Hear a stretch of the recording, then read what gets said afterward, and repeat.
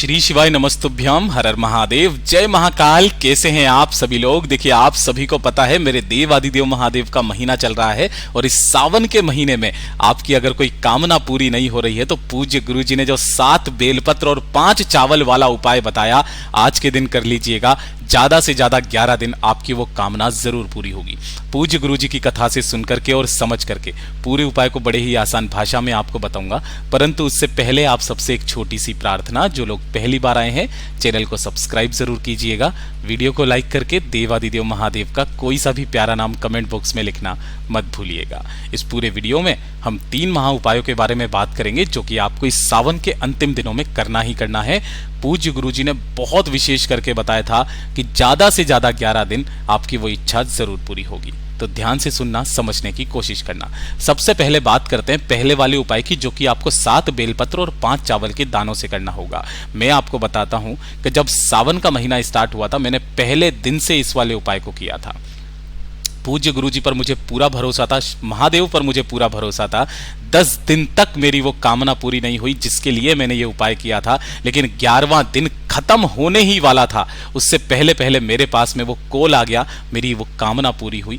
आप इस वाले उपाय को जरूर कीजिएगा। अगर आपकी कोई इच्छा, कोई कामना अधूरी है, काफी समय से पूरी नहीं हो रही है ना, तो उस कामना की पूर्ति के लिए आपको इस उपाय को करना है। देखिए, आपको क्या करना है, इस तरीके से 7 बेलपत्र लेने हैं जो कहीं से भी खंडित, कटे फटे ना हो। ठीक है, महादेव की शिवलिंग पर जो चढ़े हैं वो बेलपत्र, आप उनको भी ले सकते हैं। और इसी के साथ में आपको चाहिए होंगे 5 चावल के दाने।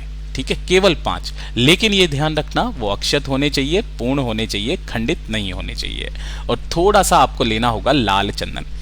देखिए, गुरुजी ये कहते हैं कि अगर आपके पास में लाल चंदन नहीं है तो मंदिर में जो चंदन है ना, आप उस लाल चंदन को काम में ले सकते हैं, बशर्ते आपको उसके लिए उसका दाम, उसका मूल्य मंदिर के अंदर रख करके जरूर आना है। ठीक है ना, 1 रुपया, 2 रुपया, 5 रुपया, जितनी आपकी श्रद्धा, जितना आप चंदन लेंगे। ठीक है, ये 3 चीजें आपको चाहिए और 1 लोटा शुद्ध जल मेरे देवादिदेव महादेव जी को चढ़ाने के लिए तांबे के कलश में ले लेना अपने घर का। इन्हें लेकर के आपको महादेव के मंदिर ही जाना है, घर पर नहीं कर सकते हो। जैसे ही आप यहाँ पर पहुंचोगे, उत्तर दिशा की तरफ में आपको मुख करके खड़ा होना है, यानी कि आपको शिवलिंग के पीछे की तरफ खड़ा होना है।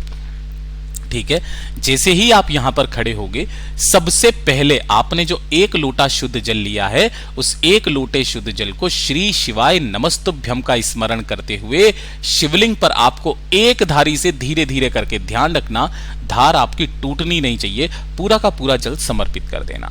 समर्पित कर देने के पश्चात भोलेनाथ जी की कामना अपने मन में करते हुए जो आपने 7 बेलपत्र लिए हैं, इन 7 बेलपत्र की तीनों पत्तियों पर एक एक लाल चंदन की बिंदी आपको लगानी है, अंग का संबोधन लगाना है, श्री शिवाय नमस्तुभ्यम का स्मरण करते हुए।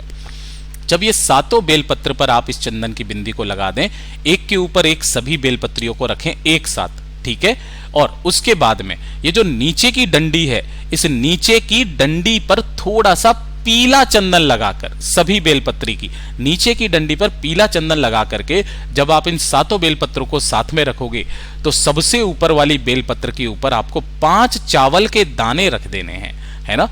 5 चावल के दानों को रखकर अपने हाथों में इस सभी बेलपत्रियों को रखकर अपने हृदय की बात, अपनी मनोकामना कह करके इन सभी को आपको महादेव की शिवलिंग पर समर्पित करना है। लेकिन उल्टा जब आप समर्पित करेंगे तो चावल के दाने नीचे की तरफ चले जाने चाहिए, सभी डंडियां जो रहेगी बेलपत्र की वो जलाधारी के तरफ, बीच वाली पत्ती का मुख रहेगा आपकी तरफ। इस तरीके से आपको समर्पित करना है।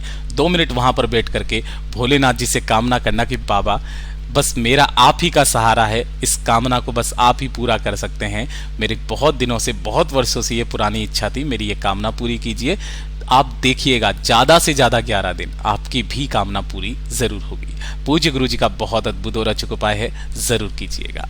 बात करते हैं दूसरे वाले उपाय की, और ये दूसरा वाला उपाय पूज्य गुरु जी ने कहा श्रावण मास के महीने में पड़ने वाले बुधवार के दिन केवल इस उपाय को किया जाता है, जो कि आपकी इच्छा पूर्ति के लिए ही होता है, विशेषकर केवल श्रावण मास के बुधवार के दिन। और कल का दिन बुधवार का दिन भी है, ठीक है।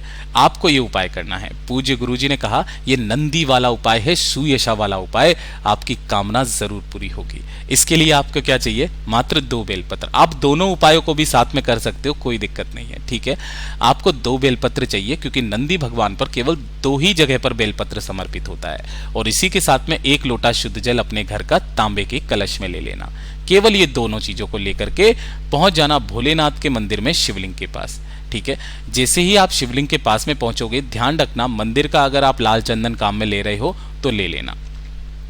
उसके बाद में आपको भोलेनाथ पर जल नहीं चढ़ाना, किसी पर कुछ नहीं करना। सामने जो नंदी बाबा बैठे हुए हैं, उन नंदी बाबा पर जो ये 2 बेलपत्रियां ली है, इन बेलपत्र की बीच वाली पत्ती पर आपको लाल चंदन की एक बिंदी बनाकर, जो पहली बेलपत्र है वो आपको नंदी भगवान के कहां पर समर्पित करनी होती है। देखिए, नंदी भगवान पर केवल 2 जगह बेलपत्र समर्पित होती है, एक यहां पर, ठीक है, और दूसरी मस्तक पर।